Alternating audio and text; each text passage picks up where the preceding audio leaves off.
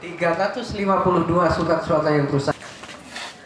Pemusnahan surat suara yang rusak dan lebih dilakukan di halaman kantor KPU Oku Selatan, Sumatera Selatan, disaksikan Bawaslu, polisi, TNI, dan perwakilan pemerintah.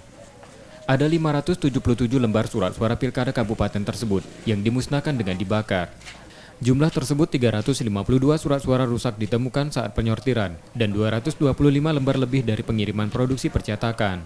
Jumlahnya untuk surat suara yang rusak itu jumlah 352, kemudian kelebihannya 225, sehingga jumlah surat suara yang tidak terpakai rusak atau lebih ini berjumlah 577. Inilah sedianya yang kita musnahkan pada malam hari ini, karena memang ketentuannya untuk surat suara yang rusak dan lebih ini dimusnahkan.